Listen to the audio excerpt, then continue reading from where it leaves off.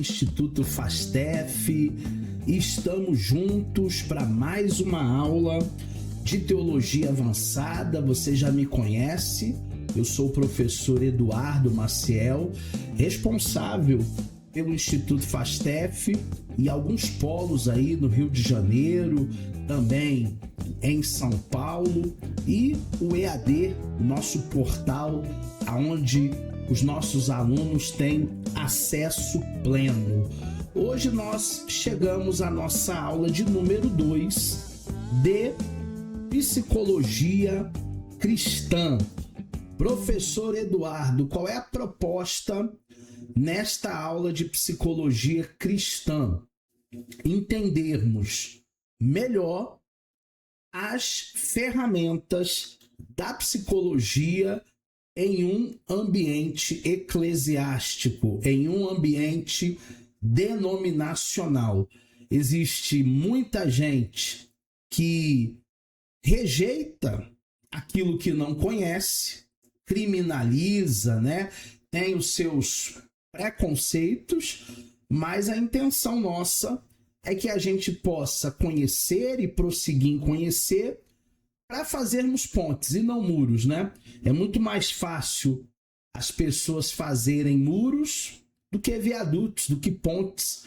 Então nós estamos aqui com essa proposta de entendermos.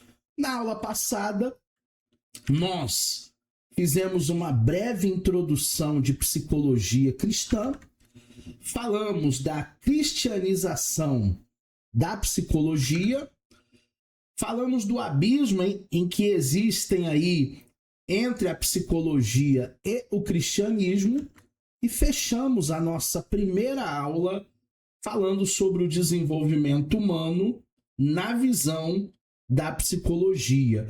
Se porventura você não conseguiu assistir a aula de número 1, vai lá no seu portal de alunos, vai lá no nosso grupo do Instituto Fastef ou no portal que você terá à sua disposição todo o material didático, todas as aulas gravadas, porque a nossa intenção é que você cresça na graça e no conhecimento de maneira avançada. Hoje nós iremos falar sobre o desenvolvimento humano na visão cristã. Fechamos a aula passada falando desse desenvolvimento na visão psicanalítica, né? Psicológica, digamos assim, na visão dos psicólogos. Agora a gente vai ver na visão cristã, fazendo uma reflexão sobre a natureza humana, a psicologia, a fé cristã, compreendendo o ser humano na sua totalidade, que dentro de uma tricotomia é corpo, alma e espírito. Nós precisamos entender as 3 dimensões do ser humano dentro de uma tricotomia. E eu gosto muito de comparar o ser humano ao próprio Deus, porque a Trindade também é trina, né? Deus é Pai, Deus é Filho e Deus é Espírito Santo. Da mesma maneira que ele nos constituiu a sua imagem e semelhança, qual é a semelhança que o homem tem com a Trindade? Seu corpo, sua alma e seu espírito. Então, é de grande valia aquilo que nós vamos hoje falar. A natureza do ser humano. De acordo com a antropologia cristã, o homem é um ser formado de 2 partes. A parte material e também a parte imaterial. O corpo, ele tem uma relação com aquilo que é material. Mas a alma e o espírito têm uma relação com aquilo que é imaterial, espiritual. Material é o corpo físico, é a dimensão tangível, é a dimensão biológica do ser humano. Então, quando você olha para mim, você não está vendo minha alma, muito menos o meu espírito. O que você está vendo em mim? você está vendo apenas o meu corpo.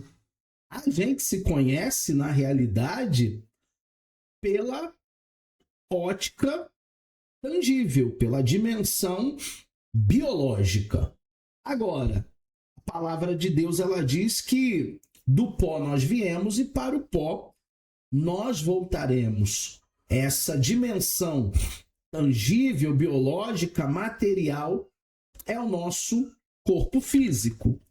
Temos também uma outra dimensão nessa natureza humana, segundo a antropologia cristã, que é uma dimensão imaterial, ali constituindo a alma e o espírito. Essa dimensão espiritual, essa dimensão é psicológica do ser humano. Quando falamos de alma, falamos de psique, falamos da sede das emoções. E quando falamos do espírito, é o nosso verdadeiro eu, é a nossa verdadeira pessoa. Eu gosto muito de uma frase que eu ouvi anos atrás de um pregador americano que dizia: nós somos um espírito, moramos em um corpo e possuímos uma alma. Isso nos dá amplitude para sabermos o que é o ser humano na sua integralidade. Na dimensão espiritual, começando pelo espírito, o espírito é a parte essencial do homem, que o diferencia dos animais e o capacita a ter comunhão com Deus. É pelo espírito que o ser humano transcende a dimensão biológica e alcança o relacionamento com o Criador. Interessante é que os animais, eles não têm espírito. Os animais, quando morrem, eles não vão nem para o céu nem para o inferno, porque o que vai a Deus é o espírito. Então, o seu gatinho, o seu cachorrinho, o seu pet de estimação, quando morrer, acabou. Diferente do ser humano que tem um espírito. E esse espírito estará junto de Deus. A comunhão com Deus, o espírito humano, o espírito com letra minúscula, é o canal pelo qual o homem se conecta com Deus. E a função primordial do espírito, ela é a mais elevada. Porque Deus, ele cria um ser relacionável. Deus, ele deseja que nós, seres humanos, tenhamos relacionamento. Primeiro, vertical. Você e o Criador. Você e Deus. Depois, o relacionamento horizontal. Eu com o meu próximo. Eu com a minha sociedade. E a comunhão com Deus, ela é fundamental para a saúde mental, turma. E também para a saúde espiritual do ser humano. Então, a psicologia, a psicanálise são ciências aí, ferramentas buscando a saúde mental, emocional, mas também nós precisamos ter um espírito saudável. E o espírito humano, ele necessita dessa parte espiritual. Eu estava em aula um dia desses, porque eu também sou aluno, tá? Eu faço pós-graduação na faculdade, onde eu estou me especializando em neuroteologia. O que seria a neuroteologia, que é uma pós que eu estou fazendo atualmente? É como o cérebro humano, biologicamente, quimicamente, reage nos fenômenos da fé. Oração, jejum, frequentar uma igreja. O cérebro religioso, ele é diferente de um cérebro não religioso. Por incrível que pareça, um cérebro religioso é diferente pela neuroteologia tem comportamentos diferentes, neurotransmissores, isso comprovadamente com exames de imagem. Esse cérebro reage. Já existem estudos da neurociência, que é a ciência mais atual que nós temos acesso até hoje, que diz que a oração faz muito bem, não só para o espírito, mas também para a saúde mental. Então é de grande valia nós estarmos conectados com Deus, nós estarmos conectados com o Criador. O espírito humano, a dimensão espiritual, se conexa desta maneira. Temos uma dimensão chamada psicológica, a alma, sede dos sentimentos, e essa dimensão psicológica abrange os fatores psicológicos, os fatores sociais do ser humano. Essa dimensão psicológica, ela é o princípio da personalidade, incluindo os sentidos, incluindo os sentimentos, incluindo as emoções. Então, muitas vezes eu tenho uma emoção primária. Quais são as emoções primárias? Raiva, felicidade, tristeza e medo. São emoções primárias. Muitas vezes, se eu não tratar dessas emoções chamadas primárias, felicidade, tristeza, medo ou raiva, aquilo pode se tornar algo pior, uma raiz de amargura, de inveja, de pânico, de fobias, que na verdade são sentimentos. Sentimentos são mais profundos do que emoções temporárias. Emoções é a capacidade de sentir, de amar, de temer e de se alegrar. Vontade ou volição é o poder de escolha, de tomar decisões, vou ou não vou, compro ou não compro, falo ou não falo. E o intelecto é a razão, é o pensamento, é a capacidade de compreensão. Não existem pessoas que você conhece que tem que falar uma vez e ele não entende nada, 2 vezes nada entende, 3 vezes tem até que desenhar, porque a pessoa tem um problema de cognição, a pessoa tem um problema de intelecto, pode ser um déficit, pode ser um retardo, e aí a gente precisa ter paciência com essas pessoas no sentido da psique. Temos ainda a dimensão biológica, que é do corpo. O corpo é a parte física do homem, material, que faz ter contato com todas as outras criaturas vivas através da alma. Quais são os fatores biológicos? Os 5 sentidos pelos quais nós exploramos o mundo. A visão, que é a percepção do mundo ao nosso redor. A audição, que é a captação de sons e comunicação. O olfato, que são percepções de aromas e fragrâncias. O paladar, que é a experiência dos sabores e dos gostos. E, por fim, o tato, que é a sensação física do contato com o mundo. É através do corpo que esses fatores biológicos, esses 5 sentidos, eles se manifestam na nossa vida. Tanto a visão, como a audição, como o olfato, como o paladar, como o tato. Obviamente, existem pessoas que podem ter uma ou outra deficiência em algum desses sentidos, mas geralmente há uma compensação nos outros 4 sentidos ou 3 sentidos que ela possui.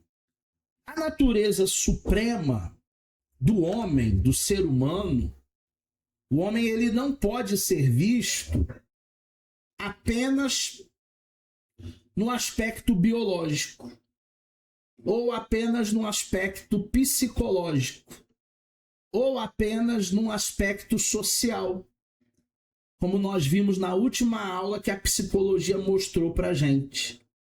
O ser humano, ele possui uma natureza suprema, que é diferente dos animais irracionais, porque o ser humano possui o espírito.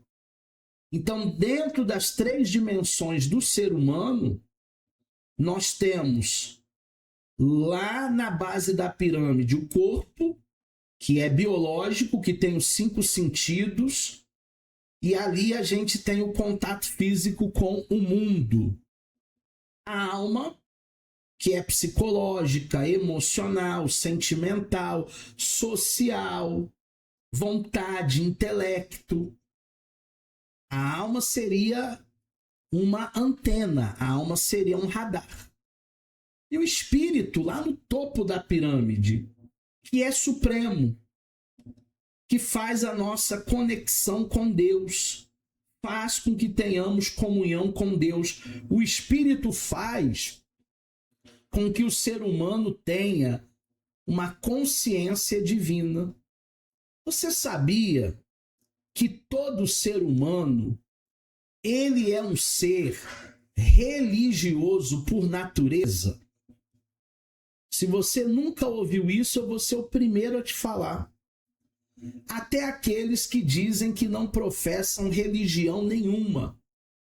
Eu não sou adepto a religião nenhuma. Mas se ele torce por um time de futebol e ele se dedica religiosamente a assistir todos os jogos, a comprar uma camisa de R$400, a visitar os estádios, até viajar por amor ao time, isso é uma dedicação, uma profissão de fé religiosa. Pode não ser no templo, pode não ser na igreja, pode não ser na mesquita. Mas o homem, ele é um ser religioso. Santo Agostinho disse que o homem tem um vazio do tamanho de Deus.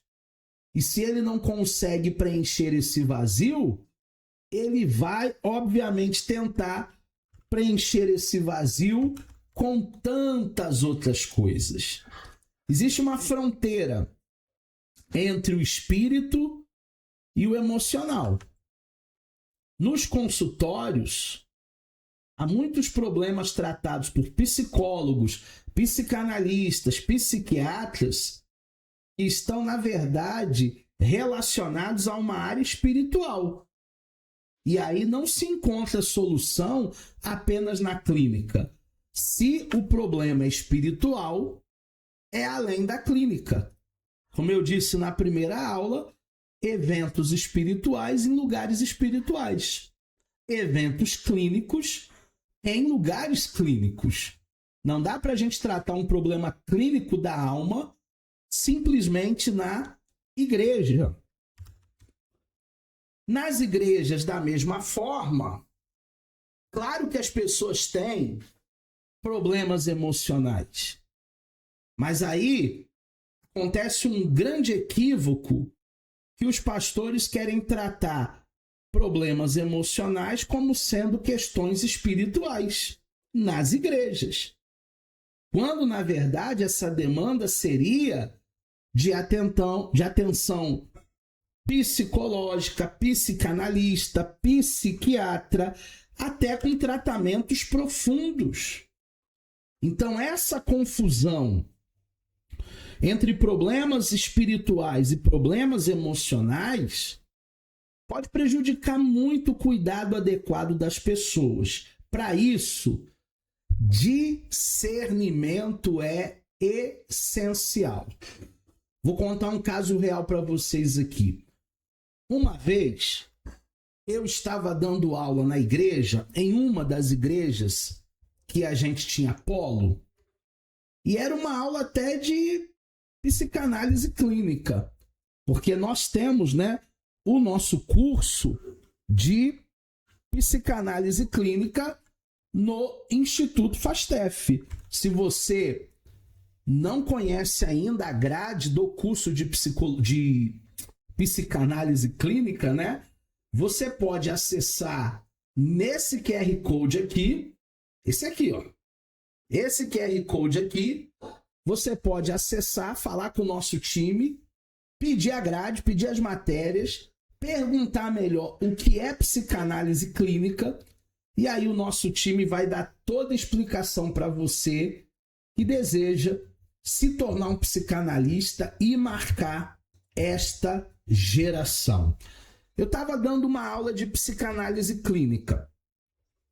De repente, na igreja, chegou uma pessoa com um surto psicótico.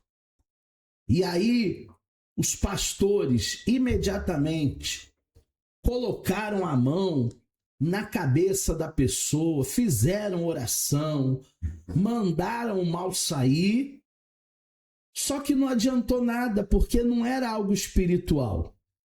Ela estava num surto psicótico.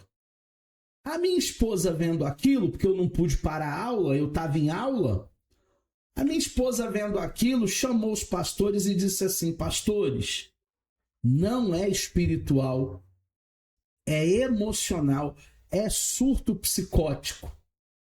Leva ela agora para o hospital e pede para dar sedativos para que ela possa ser estabilizada. Gente, dito e feito, o marido foi ao hospital, na emergência, sedaram ela, ela conseguiu dormir uma noite de sono tranquila. No outro dia, ela já era outra. Saiu daquele surto. Inclusive, ela voltou na igreja depois de 2 dias. Os pastores novamente, né? Achando que era uma curimba do inferno, colocaram a mão, oraram. Não haviam nada espiritual ali. Era pura e simplesmente um problema emocional. Então é importante que nós tenhamos discernimento, como a minha esposa teve, no calor da situação, para dizer para os pastores: olha, leva ela imediatamente para o hospital, tem que sedar, tem que dar um sossega-leão, como a gente diz aí popularmente. A resolução dos problemas espirituais não podem ser resolvidos nos consultórios de psicologia, de psiquiatria, de psicanálise. A resolução verdadeira, ela vem por meios espirituais. Se o problema é espiritual, palavra de Deus. A Escritura como fonte de verdades que transformam o interior. Verdades e transformação do interior. Oração. Comunhão com Deus todos os dias. A oração é o caminho de cura. A oração é o caminho de restauração e quebrantamento, que nada mais é do que a humildade espiritual que vai abrir espaço para Deus agir. Por que Deus não age na vida de muita gente? Porque ele não pode? Óbvio que não. Deus pode tudo. É porque muita gente ainda não se quebrantou. Muita gente ainda não entregou a sua vida para Deus. Eu estava até dizendo para a turma ontem da disciplina de hermenêutica: nós precisamos aprender a confiar mais em Deus. Porque dizer que temos fé e que confiamos quando tudo vai bem é mole, é fácil. Agora, dizer que temos fé e confiamos quando as tempestades se levantam, aí, meu amigo, é necessário confiar mais em Deus. Qual é o lugar, então, da psicologia na igreja? A gente pode fazer uma reflexão de como a ciência psicológica, psicanalista, pode e deve dialogar com a fé cristã, dentro do contexto de comunidade eclesiástica. Nós não estamos aqui para demonizar a psicologia. A gente não está aqui para demonizar a ciência. As duas coisas, elas podem andar juntas. Só que nós temos que saber o lugar de cada uma.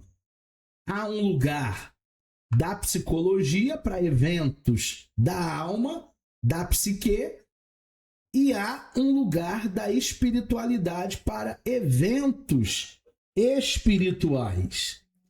O conhecimento teológico e o conhecimento psicológico é de grande valia. Porque para as questões espirituais, turma, a gente precisa ter conhecimento teológico. Ah, professor, mas eu já ouvi aí que teologia esfria o crente. Eu estou na teologia há mais de 25 anos. E há mais de 25 anos, a minha fé não esfriou até hoje, não. Ao contrário, tá?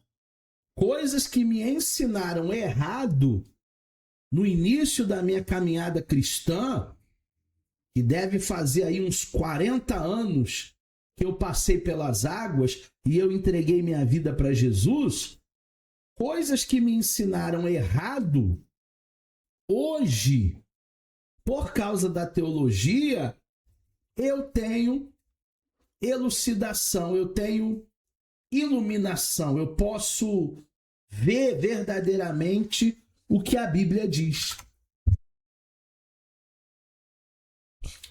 Para questões emocionais, nós precisamos também ter o conhecimento sobre o comportamento e a personalidade humana para lidarmos com questões emocionais de maneira eficaz, de maneira compassiva.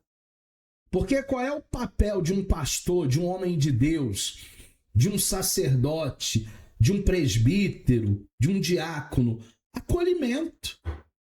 E se a pessoa está com problemas emocionais, eu entendo que não é nada espiritual, mas de maneira compassiva, de maneira eficaz, eu vou acolhê-la, eu vou ouvi-la. O líder cristão que é completo, ele vai buscar sempre a sabedoria, tanto nas escrituras, quanto também no entendimento da natureza humana.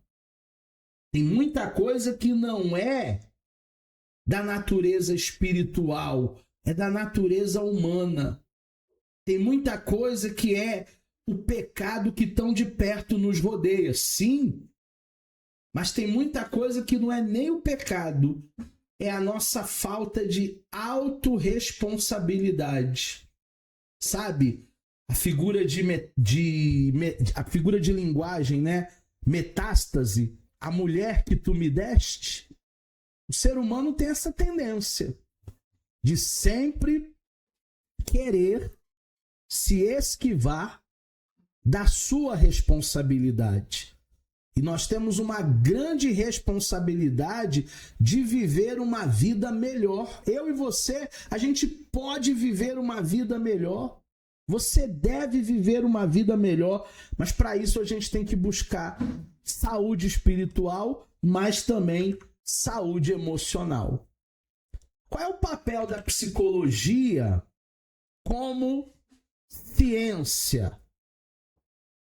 Como eu disse na primeira aula, não é preciso cristianizar a psicologia, até porque psicologia, psicanálise, psiquiatria é ciência. Então nós não vamos cristianizar uma ciência. Mas também a gente não pode demonizá-la. Qual é o nosso papel? Compreender como essa ciência se desenvolve. O que a psicologia não é? A psicologia não é e nunca será algo que vai substituir os preceitos bíblicos, a palavra de Deus. Porque os preceitos bíblicos, a palavra é absoluta, é eterna. A palavra de Deus permanece como autoridade suprema na vida do crente. Então, por mais equilibrado e por mais analisado que você seja, sem Deus, sem a palavra, para onde iremos? Uma vez Jesus disse assim para os discípulos: vocês não querem ir embora não? Igual a multidão que só está aqui pela comida que perece? Vão embora, vão. E aí os discípulos, alguns dos discípulos disseram: mestre, para onde nós iremos? Só tu tens a palavra da vida eterna. A psicologia nunca substituirá a palavra do Senhor. Então, o que é psicologia?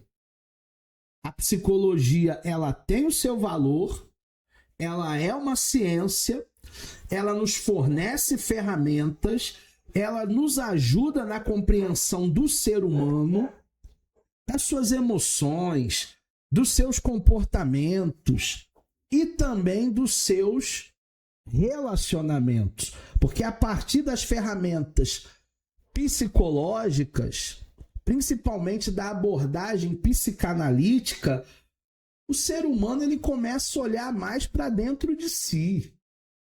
Suas atitudes, seus comportamentos, suas emoções. Entender quem nós somos vai te dar um crescimento, uma maturidade, um desenvolvimento muito grande. Então, esse é o papel da psicologia como ciência.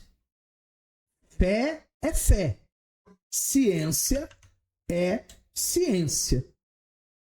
Podem haver uma correlação? Podem. Mas cada uma atua em um campo. Compreendendo a nós mesmos e aos outros. O que é um grande desafio, né? Porque a pessoa que nem se autoconhece, nem se autocompreende, será que ela vai compreender os outros, as demandas dos outros? Por meio da psicologia, nós podemos compreender a nós mesmos, podemos compreender as pessoas com o qual nós nos relacionamos, pois a psicologia faz com que nós enxerguemos o nosso interior, fazendo-nos compreender por que reagimos a uma determinada situação. Por que reagimos como reagimos? Por que somos como somos? Por que fazemos o que fazemos? A psicologia te ajuda. Nesse autoconhecimento, enxergar o próprio interior, compreender quais são as suas motivações, entender que por trás dessas motivações existem tais reações e comportamentos. A compreensão do outro. Talvez aquele que trabalha com você. Entender que as pessoas com as quais nos relacionamos, desenvolvendo empatia e paciência. Ah, professor, haja paciência. Sim, ninguém é igual a você. Ninguém faz as coisas como você faz. Ninguém trabalha como você. Já pensou se todo mundo fosse igual? Mesmas atitudes, mesmas ações? Não haveria guerra. Mas as pessoas, elas não são iguais. Cada um tem o seu jeito. Cada um tem a sua identidade. Clareza nas reações. compreender por que nós reagimos de determinada forma a certas situações, a certos contextos. Por que eu estou com raiva? Por que eu estou triste? Por que eu tenho medo? Por que isso está me fazendo ter pânico? Por que eu estou evitando certas pessoas, certas conversas, certas rodas? Turma, clareza nas reações. Compreenda quem você é para que você possa compreender o mundo à sua volta. Quais são as ferramentas do bem-estar? A psicologia nos mostra como lidamos com resistências, com frustrações, no combate dos medos, como lidamos com a depressão, com o estresse. Ela também ajuda nos relacionamentos interpessoais. A psicologia também ajuda na harmonização dos relacionamentos familiares. Você acha que é fácil lidar com a família? E olha que todo mundo tem o mesmo sangue, hein? Menos o cunhado, que cunhado não é parente, não. Mas mesmo todo mundo tendo o mesmo sangue, sendo criado na mesma família, ainda podem haver ruídos na comunicação, ainda podem haver conflitos, frustrações ao desenvolver resiliência, tolerância diante das adversidades da vida. Sabe o que causa muita frustração no ser humano? Ele fazer por alguém qualquer coisa esperando empatia, esperando que a pessoa daqui 1 ano, 2 anos, se também passar por aquilo, a pessoa seja recíproca. Isso causa frustração. A falta de reciprocidade. Por isso, eu tenho um mecanismo de defesa comigo. Eu nunca faço por ninguém esperando nada em troca. Nem um muito obrigado. Porque se o muito obrigado não vier, eu vou ficar frustrado. Então, eu não espero praticamente nada do ser humano. Se tiver um muito obrigado, se tiver um reconhecimento, legal, tô no bônus. Mas se não tiver, eu também não estava esperando nada em troca. Medos e estresse são estratégias para a gente enfrentar a ansiedade e as pressões do cotidiano. O medo é um mecanismo de defesa. Se a gente não tivesse medo, a gente já tinha morrido. Você não estaria mais aqui para contar história, não. Então, nós usamos estratégias para enfrentar uma vida tão maçante, uma vida tão angustiante.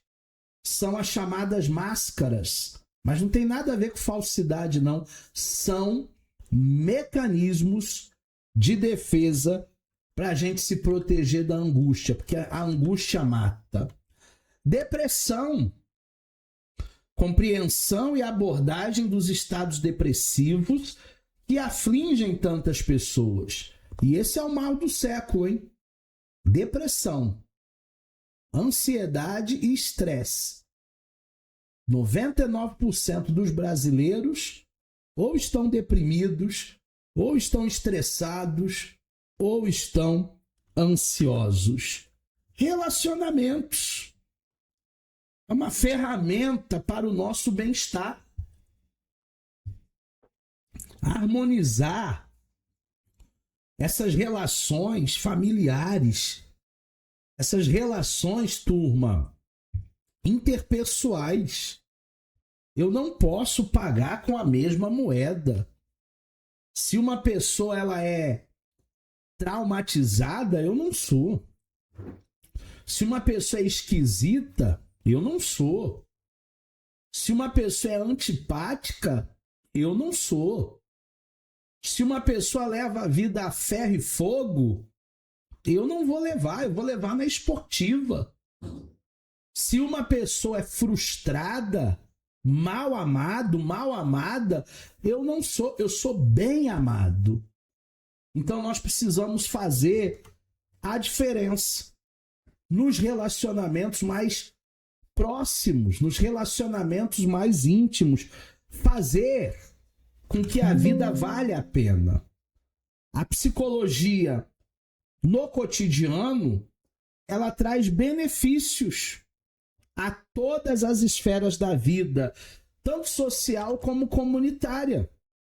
Amizades, colegas, isso melhora a qualidade dos relacionamentos com amigos, com colega de trabalho. Não é todo mundo que você vai convidar para ir na sua casa para fazer um churrasco. Mas você também precisa ter relacionamentos saudáveis. Hierarquias profissionais. Relacionamentos mais saudáveis com superiores, com subordinados, hierárquicos, sabendo o seu lugar. Não cruze a linha da amizade com o profissional, porque a linha ela é muito tênue, tá? Em um local de trabalho existe um protocolo. E se você quebra essa regra, se você não entende essa linha tênue, acaba se excedendo. Convivência social. Melhoria do nível de convivência com os vizinhos. Até porque quem é que olha a tua casa, quem é que tu vigia a tua casa para o ladrão não entrar quando você está fora? O teu vizinho. Seja amigo, seja parceiro do teu vizinho. No trânsito, pratique boas ações. É tão legal quando a gente precisa entrar numa rua e alguém nos dá a passagem. Poxa, gentileza gera gentileza. Qualidade de vida. Contribuição para a melhoria geral da qualidade de vida, do bem-estar pessoal. Porque se um ganha, todo mundo ganha. Somos um time, somos uma equipe, somos uma família. Se um está bem, todo mundo está bem. Agora, se um está mal, a família toda fica mal. Eu duvido que uma mãe fique bem se um filho tiver hospitalizado. Hoje mesmo, eu estava conversando com um aluno meu, e aí o aluno disse, poxa, professor, faz uma oração aí pela minha filha, porque eu estou indo agora para o hospital. E aí eu me coloquei no lugar daquele pai. A gente se sensibiliza, a gente não fica bem sabendo que a nossa família não está bem. Reconhecendo as doenças psíquicas. Por que tem gente que não se trata? Porque não reconhece. Ah, eu não sou louco, eu não sou maluco. Fazer o que no psicanalista? Terapia é para doido. Não. Terapia é para gente não ficar biruleibe, não ficar doidão. Terapia é para prevenir. Ainda existe um preconceito muito grande. E apenas pessoas que têm doenças psíquicas fazem terapia. Nananina, não. Pessoas que querem evoluir, melhorar, ter qualidade de vida, também precisam de terapia.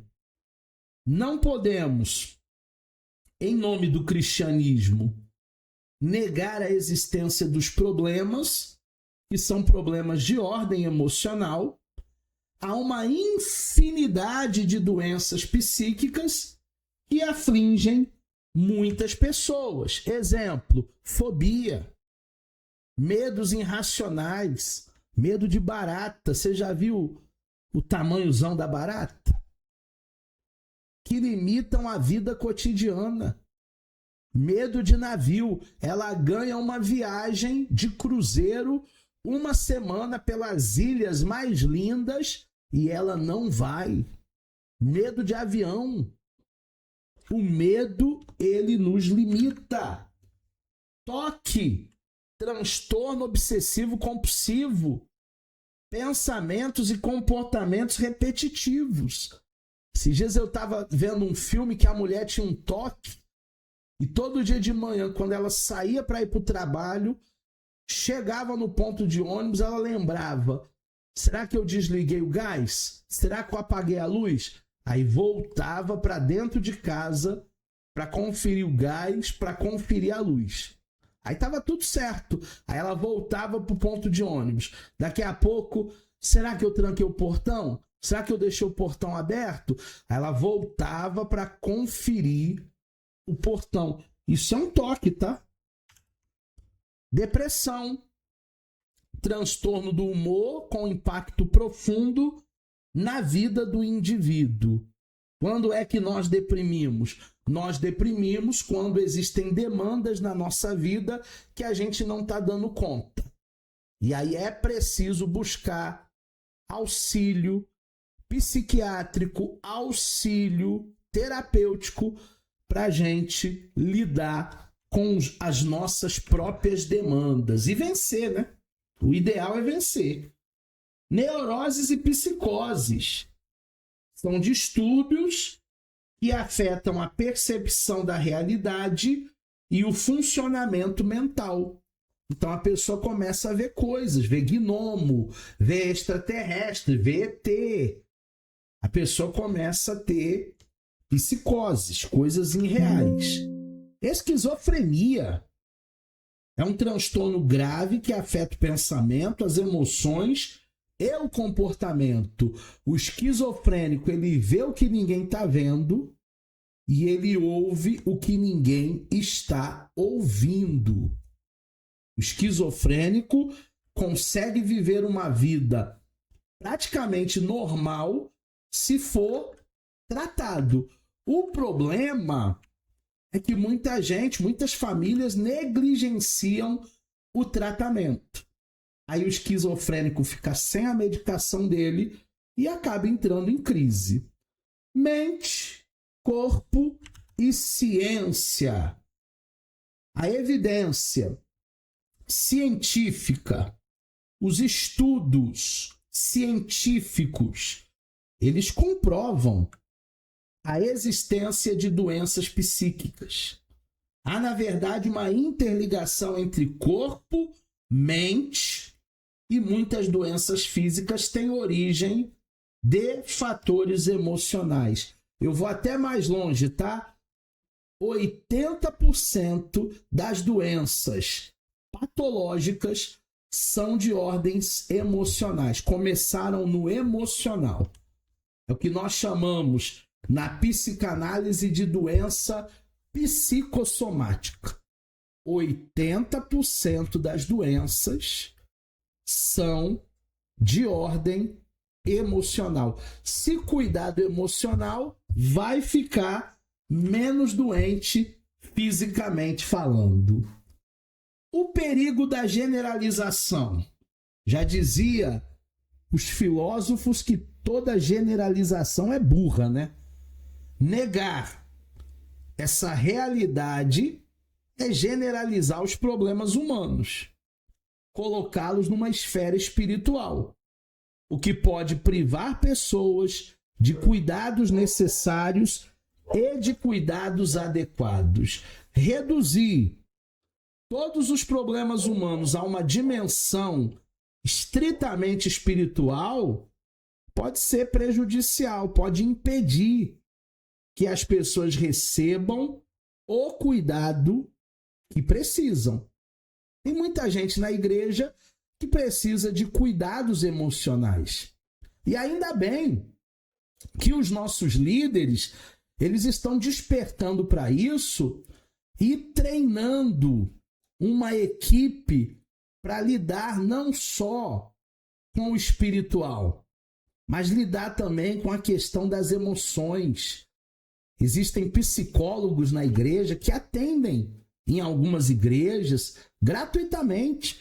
Existem psicanalistas que atendem na igreja por um valor social, né? Se a consulta de um psicanalista é R$ 250, na igreja ele atende por 25, por 50.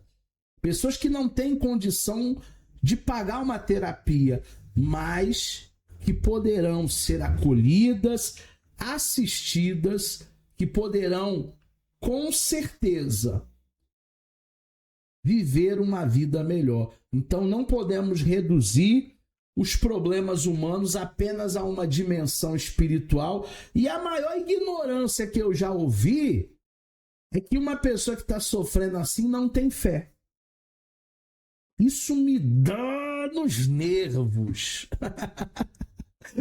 Você não tem fé. É uma ignorância, porque nem tudo é uma questão de fé. Fé e medicina é uma falsa oposição. Por que o médico não pode colaborar com o pastor, com o bispo? E por que o pastor não pode colaborar com a medicina fazendo capelania?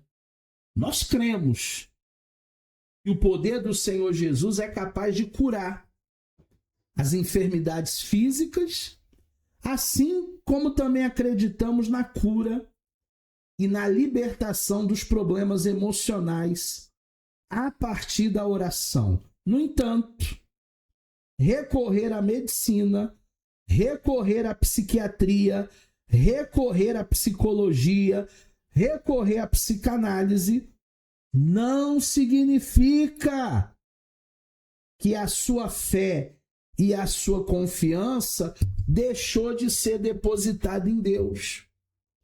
Na primeira aula eu falei, né, que tem crente ignorante que diz que a oração dele resolve tudo, que a terapia dele é joelho no chão, que o psicólogo dele é Jesus.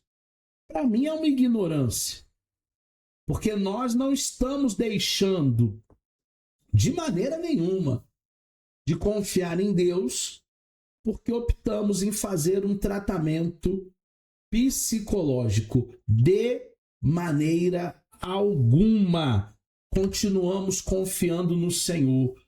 Buscar a ajuda de um profissional é um ato, sim, de responsabilidade, é um ato, sim, de cuidado e não é uma demonstração de falta de fé.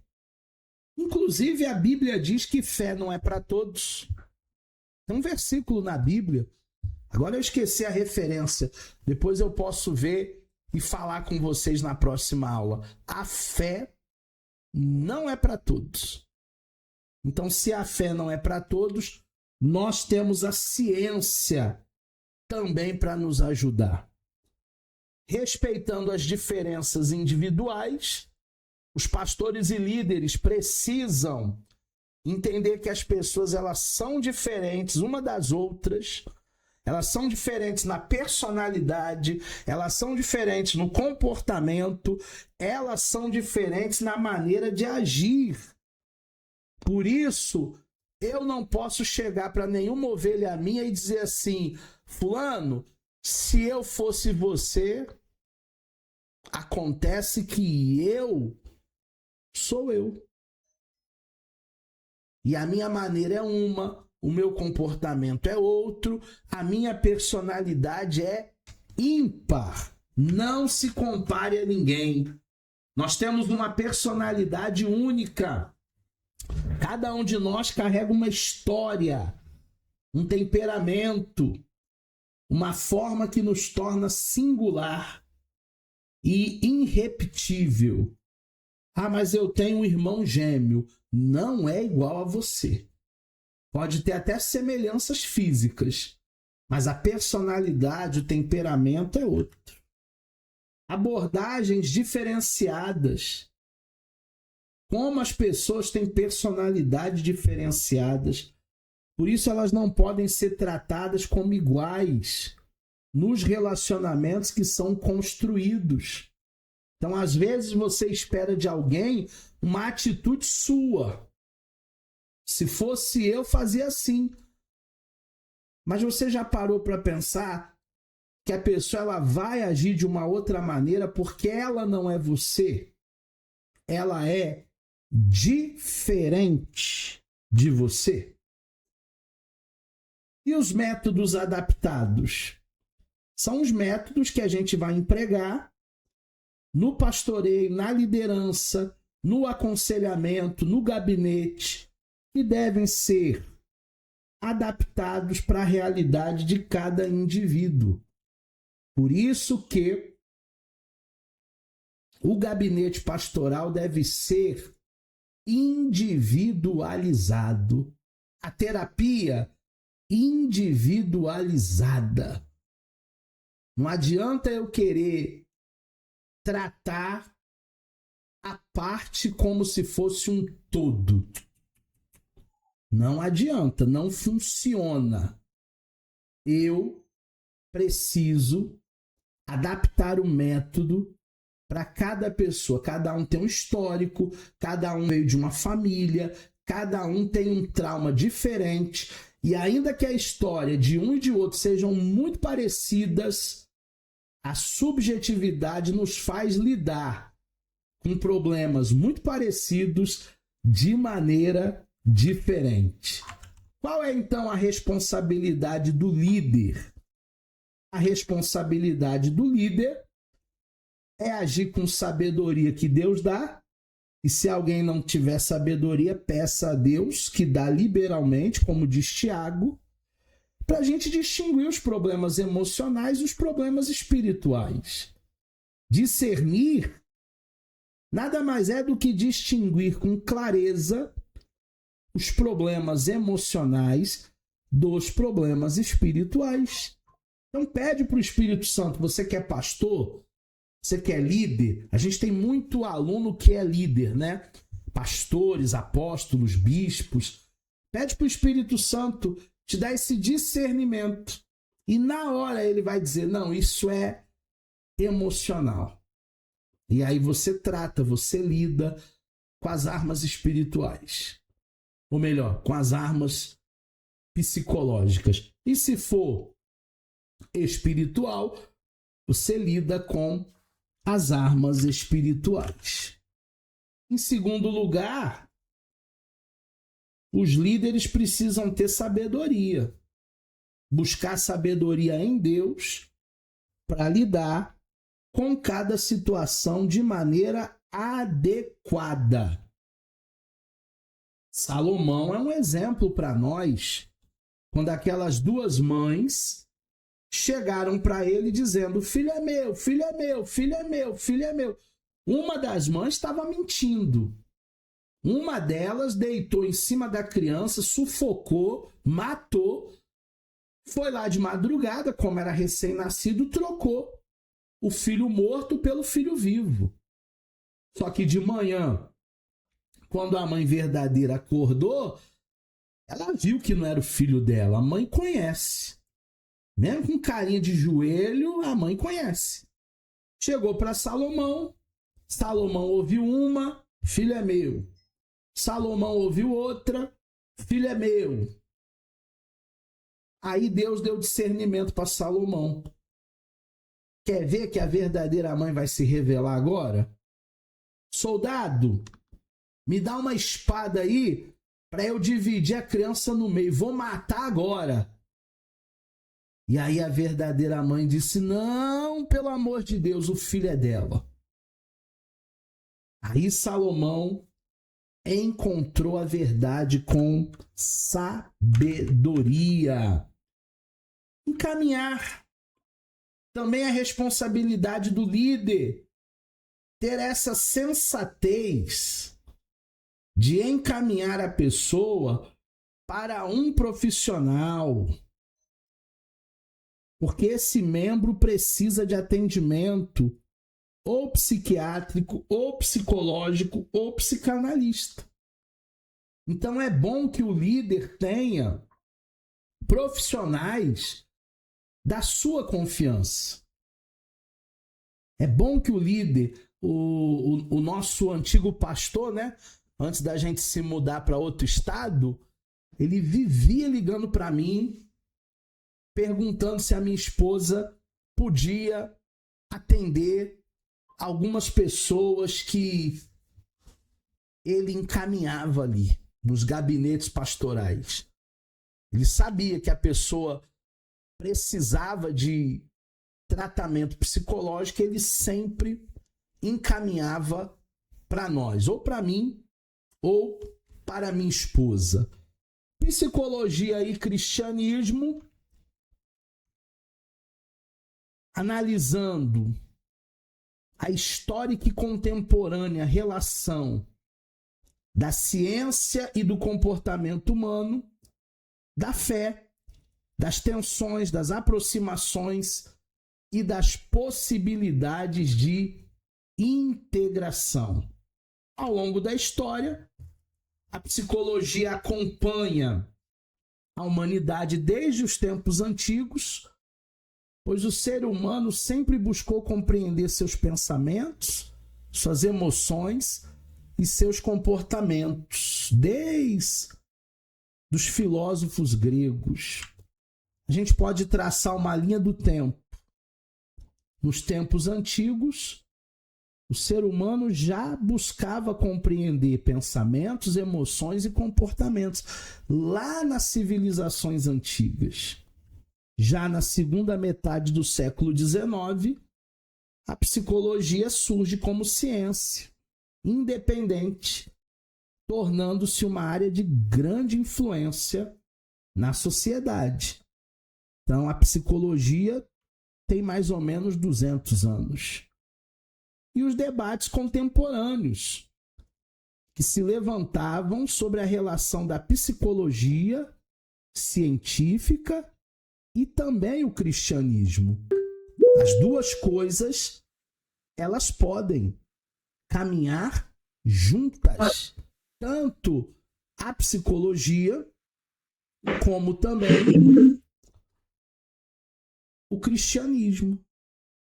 As duas coisas, elas podem caminhar juntas, só depende de pessoas esclarecidas. A cristandade e o estudo da alma. Antes de 1900, a cristandade atuou no estudo da natureza humana por meio de reflexões teológicas sobre a alma.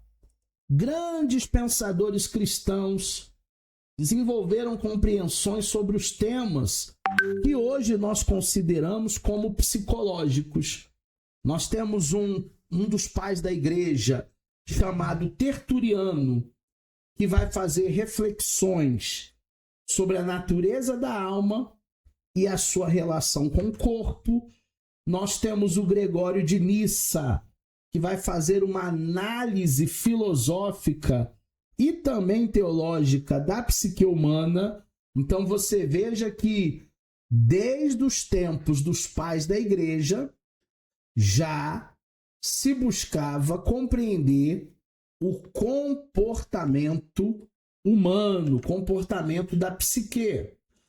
O João Flávio traz nos seus escritos a alma e a vida interior do cristão. O Jonathan Edwards, que é um dos heróis da fé contemporâneos, estudou as emoções religiosas e a experiência espiritual. Então, são autores que demonstram que a fé cristã já tratavam desde muito cedo essas questões, muito antes da psicologia moderna que nós temos a partir do século XIX. Esses autores aqui são do século II, século III, século IV. Mas eles já estavam preocupados com pensamentos, emoções e comportamentos humanos. Essa é uma grande preocupação humana. A obra de Franz Delitzsch foi publicada em 1855, então quase já século XX. A obra do Franz Delitzsch reuniu e sistematizou séculos de reflexões teológicas sobre psicologia, e ela é considerada uma das grandes últimas contribuições cristãs nesta área de consolidação da psicologia científica.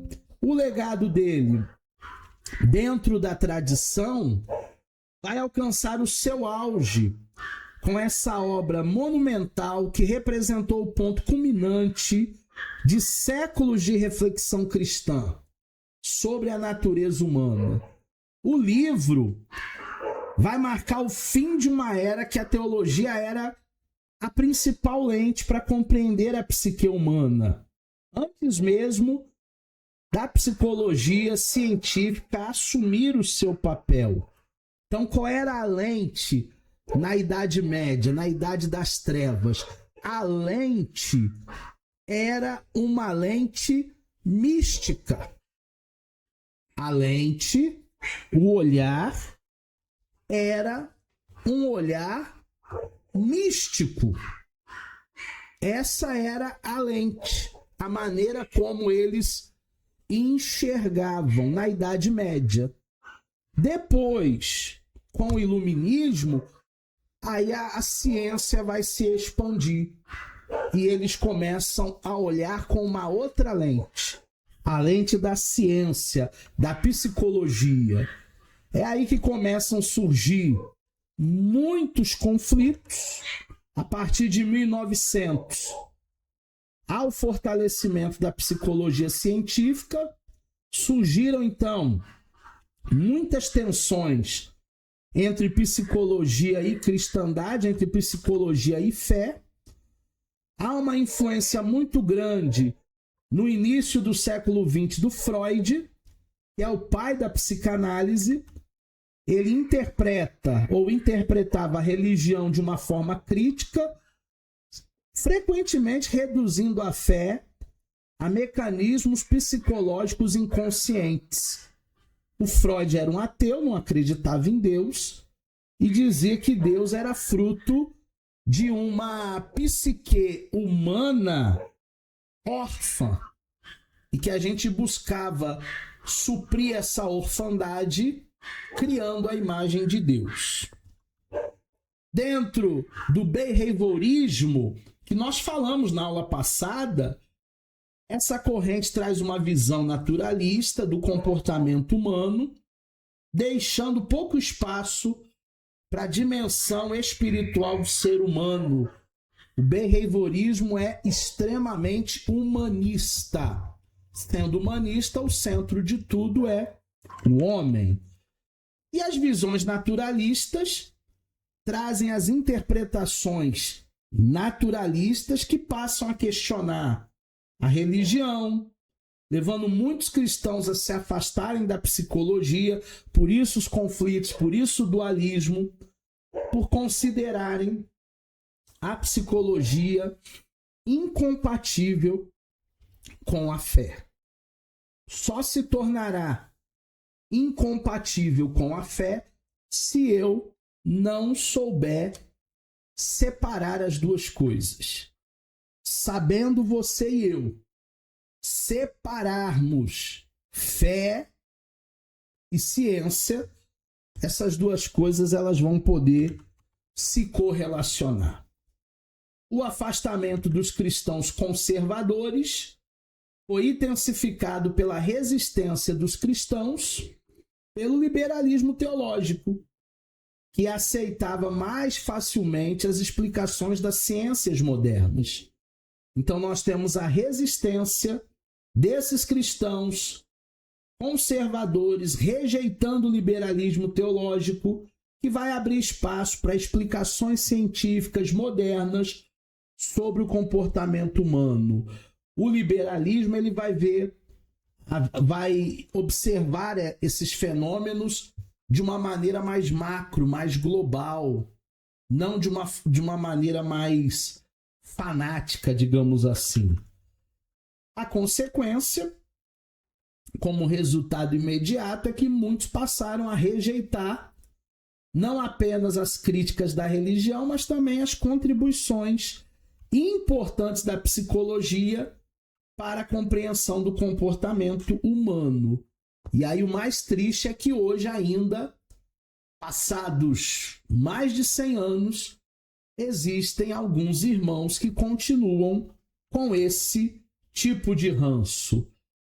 A rejeição generalizada da psicologia, ela privou muitos cristãos de ferramentas preciosas, valiosas para o cuidado pastoral e também para o autoconhecimento. Então, por causa da ignorância, de não saber fazer uma leitura salutar, uma leitura equilibrada, é que muitos equívocos chegaram à pós-modernidade.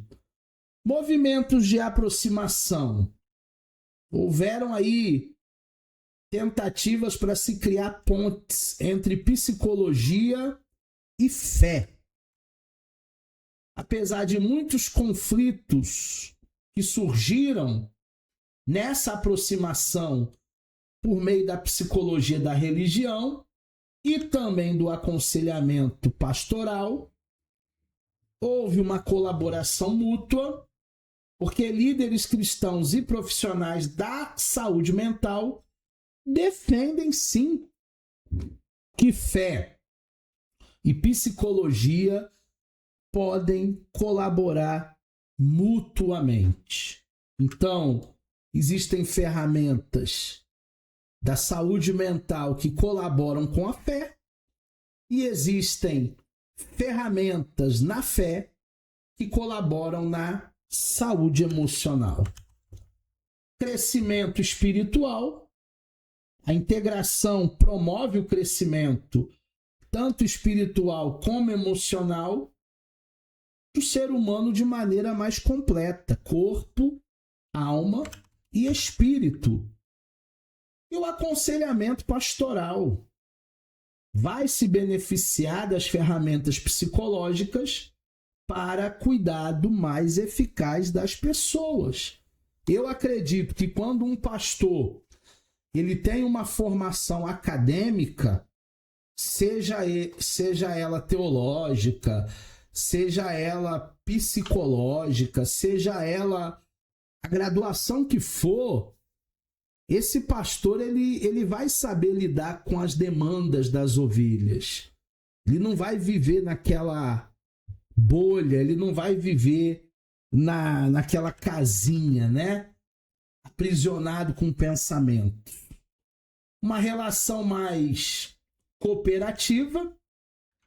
Atualmente existe uma cooperação em relação à psicologia e cristianismo, muito mais do que no passado, e esse movimento de integração entre a psicologia e também a teologia vai buscar harmonizar o conhecimento científico com a autoridade das escrituras. É por isso que no nosso curso nós temos psicologia cristã, para harmonizar essas duas frentes.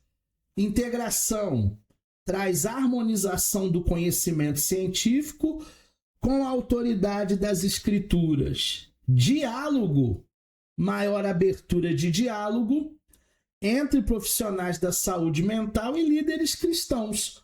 Inclusive, lá na tua igreja, se você perguntar quem é profissional da área da saúde, um montão de gente vai levantar a mão. Enfermeiro, médico, psicólogo, psicanalista, muita gente trabalha na área da saúde.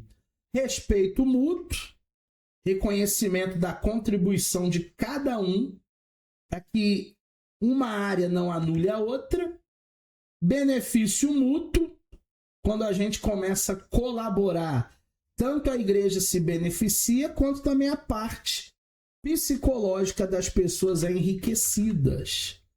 Embora ainda exista muitas divergências e críticas de ambos os lados, tem que haver um maior respeito, um respeito mútuo, tem que haver um reconhecimento, e essa colaboração, ela não só pode, mas ela vai beneficiar tanto a igreja como também a prática psicológica que nós, por A mais B, estamos inseridos.